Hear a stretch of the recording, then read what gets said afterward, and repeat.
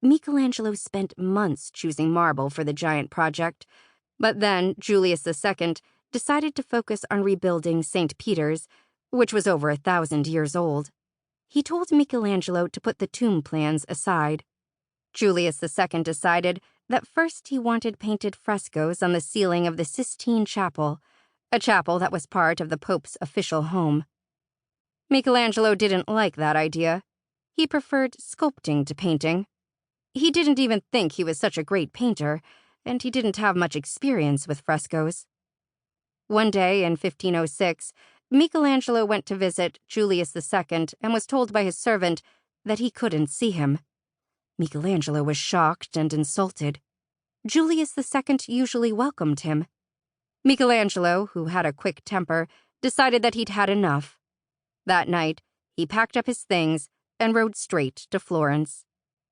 Julius II was furious when he found out that Michelangelo had left Rome. He sent messengers to Florence, commanding him to return. Michelangelo stubbornly refused.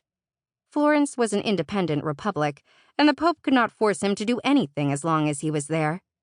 But the messages and threats continued. The leader of Florence became nervous. He worried that the Pope might attack Florence. Finally, he asked Michelangelo to go to the Pope, and Michelangelo agreed. Pope Julius II was in Bologna, where he had just conquered the city to make it part of the Papal States, ruled by Rome. Michelangelo met him there, and they made up. However, Julius II now wanted him to make a giant bronze statue of the conquering Pope for Bologna. Michelangelo protested that he could not do it. He had only made one very small bronze statue. That had been difficult. Julius II told him to keep trying until he got it right, and soon left for Rome. An unhappy Michelangelo stayed in Bologna for 2 years, working on the massive statue. A few years later, when Bologna won back its independence, it was melted down to make a cannon. When Michelangelo did return to Rome in 1508, he reluctantly started work on the Sistine Chapel fresco. Pope Julius II had originally suggested a simple design, but Michelangelo had bigger plans. He told Julius II that he wanted to paint stories from the earliest part of the Bible, such as the creation of Earth and humans. Pope Julius II liked that idea. He gave Michelangelo permission to do whatever he wanted. The ceiling is 68 feet above the floor of the chapel. Michelangelo designed a type of scaffolding, or platform, high above the floor of the chapel that allowed people to walk below it. He had to climb a ladder just to reach the scaffold platform. Once he was up there, he had enough space to stand as he painted, but it was still very uncomfortable. He had to keep his neck bent as he looked up, and he had to twist and hunch his body to reach some spaces. And Michelangelo still was unsure of his ability to work in fresco.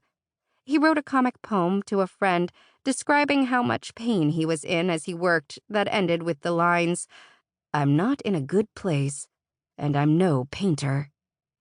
After only a few months of work, Michelangelo's worst fears about painting the fresco came true.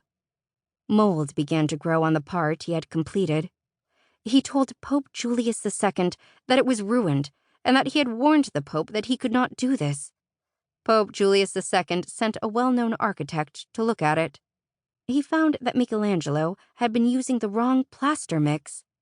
Instead of firing Michelangelo and giving the job to another artist, as Michelangelo had expected, Julius II just had the bad plaster scraped off and told Michelangelo to start over.